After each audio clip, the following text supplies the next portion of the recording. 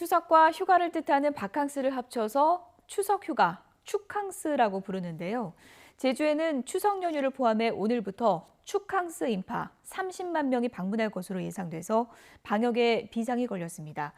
제주 연결해서 방문객과 관련 방역 소식 알아보도록 하겠습니다. 고재영 기자. 네, 제주시 협재해수욕장에 나와 있습니다. 네, 오늘부터 다음 달 4일까지 30만 명 정도가 제주를 찾는다고요? 네, 그렇습니다. 제법 많은 인파가 제주를 찾을 전망인데요. 제가 나와 있는 이곳에서도 풍광을 즐기는 관광객들을 쉽게 찾아볼 수 있습니다. 축캉스라고 하죠. 추석과 휴가를 뜻하는 바캉스를 합쳐 부르고 있는데요. 코로나19 때문에 해외여행 등을 가지 못하는 분들을 포함한 여행 수요가 제주 등 여행지로 몰리고 있습니다.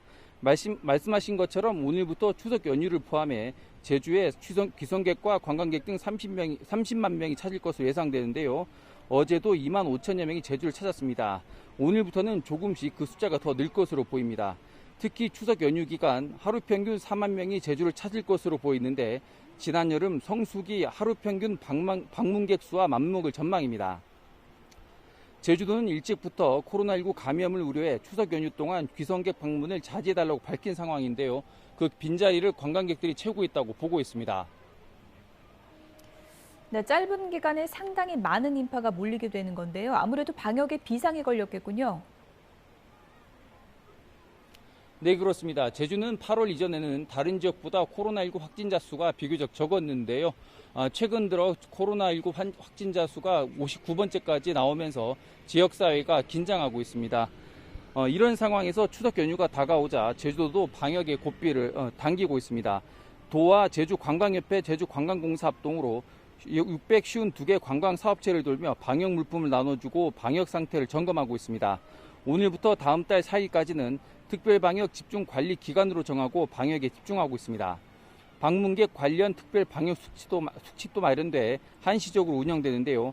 우선 오늘부터 제주를 찾는 방문객들은 누구든지 머무는 동안 마스크 착용 등 방역 수칙을 준수해야 합니다. 또 37.5도씨가 넘으면 의무적으로 코로나19 진단검사를 받아야 하고 결과가 나올 때까지 숙소 등에서 자가 격리해야 합니다. 이런 수칙들을 지키지 않으면 감염병 예방법에 따라 300만 원 이하의 벌금 또는 구상권이 청구되는 벌칙이 부과됩니다.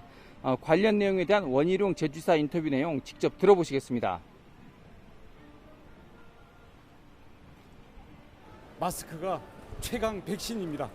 그리고 37.5도 이상 조금이라도 열이 나면 바로 신고해서 검사받고 진료받을 수 있도록 해주십시오.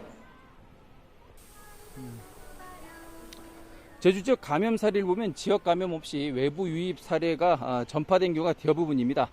때문에 이번 추석 연휴 기간이 제주 지역에 코로나19 감염이 추가 감염이 발생할지 안 할지에 대한 갈림길이 될 것으로 보입니다.